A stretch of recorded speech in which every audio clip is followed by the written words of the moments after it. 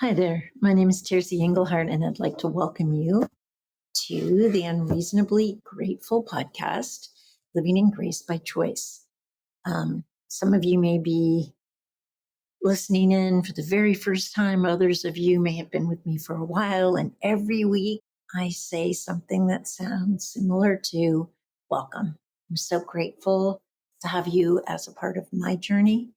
And I feel honored and privileged that I get to be a part of your journey. Podcasts can be a wonderful way to connect with people that you otherwise might not see. You can also have a very large audience spread over lots of different areas of the world and different seasons and times in your life. And every week, I'm grateful for those of you that tune in and for those of you that share. And also on Tuesday mornings, when I offer individual sessions, I'm really grateful for the people that I meet and get to spend a little more personal one on one time with, reflecting back to them what I see, which is always some version of how amazing you are. And oftentimes it's something you can't see yourself yet. So I get to be the one that holds that seat and holds up the mirror or the reflection of who you really are created to be until you can recognize yourself in that vision. So if it's something you're interested in, you can sign up on tercyengelhart.com under the topic Work Together. And yeah, I look forward to meeting you if that's something that interests you.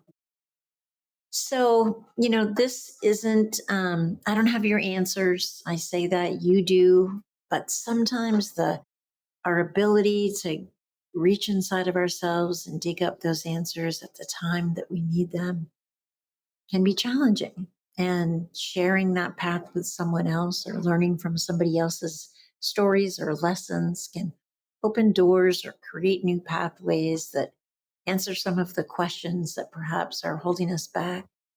And that's my hope over my pretty soon 39 years of recovering from living with an addiction, eating disorder for 20 years, 16 years old to 36. Um, the wisdom that I gleaned over that and still glean is what I'm sharing, tidbits in 10 minutes or less, something you can easily listen to that just gives you a sense of direction week to week and hopefully moves you further along your path. Because there's something that you hear that you need to hear, or something that resonates that maybe you've heard before, but just wasn't the right time. So again, thank you, thank you, thank you for being here. Okay. So this particular topic is called, Is Your Past in Your Future? So for most of us, it is. It certainly is, if not all the time, a chunk of the time. And here's what that looks like. We might we might say things to ourselves or even to our friends or out loud. Oh, I'm never going to do that again. Or that's not the kind of person I want to go out with. Or I always struggle to lose weight. Or um, there's so many versions of it. I think you can probably hear what I'm saying. It's we're reaching to our past and we're letting our past experiences dictate or guide the choices we're making in the future, which means our past is actually still in our future. And we're trying to navigate either to repeat something if it went well or avoid it if it didn't. But that's like your path is full and you're either going around it or trying to hit it again or miss it altogether. And I want you to consider there's another way of living. And how do we get our past complete is we make a declaration. We apologize if there's an apology to make. We forgive if there's forgiveness from ourselves or for someone else. Um, we say what needs to be said. We let people know that we're open to restore love, remembering that the restoration of love doesn't necessarily mean that you go back to the same activities that perhaps you shared with that person. It simply means that you're no longer holding a grudge or you're not keeping score. You're simply open and available to love and be loved. And I'm not talking necessarily about romantic love here. You're letting that flow of unconditional love flow through you. And when you've done those things, you declare something complete. You're done with it. So when that thought gets triggered again, or that experience gets triggered again, you don't respond, you don't react. You're now free to act newly, to interact in a new way, but not to react out of a past experience, wound, or even triumph. So when your past is no longer in your future, you're now free. So you're free to have conversations that perhaps you couldn't have before. You're free to respond to situations or circumstances that in the past triggered you and they angered you or upset you or caused you disappointment or whatever it might be. You're free to respond to those in new ways or not respond at all, to let them just go by. You're also free to choose freely, free from any past experiences. So I'll give you an example of that in my life.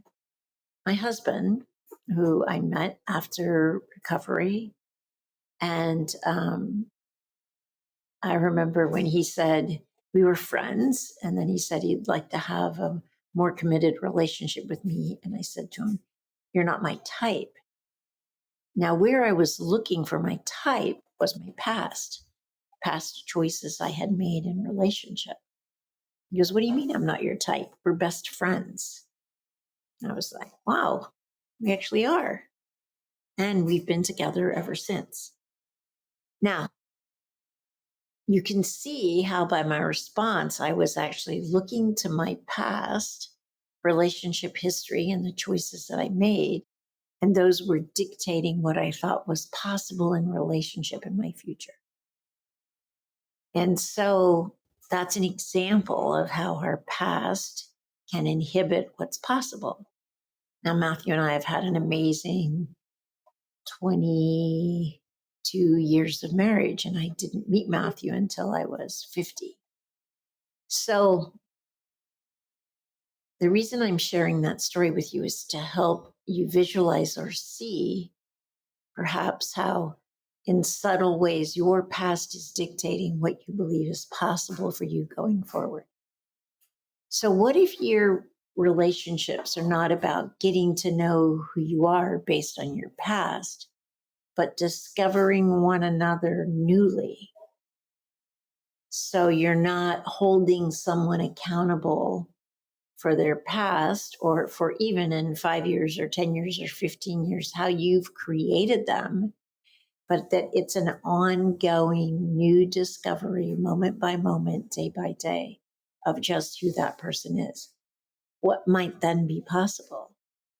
The same is true of going to a job or walking in nature or visiting a restaurant or doing the dishes or anything that you do in the day.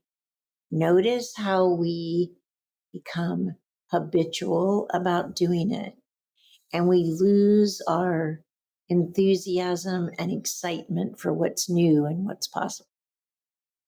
Now, we farm and I have chickens and I collect eggs. And I notice that I never tire of collecting eggs. That every day that I go out there to collect the eggs and put them in cartons, I feel childlike. I feel a sense of wonder, enthusiasm, excitement. I love seeing how many I have and the colors that they are. I love collecting them. I love the feel of them in my hand. I love putting them in my basket. I love carrying a full basket of eggs back into the kitchen and beginning to sort them in cartons. And I love arranging them in the carton by color and size.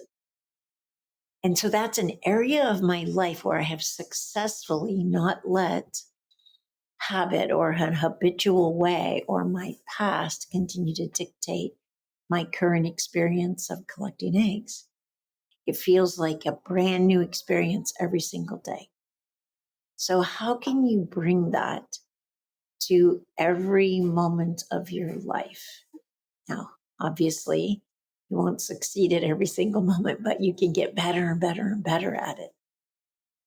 So, that's what I want you to take on this week is to first notice where your past is in your future and do what you need to do to get that complete.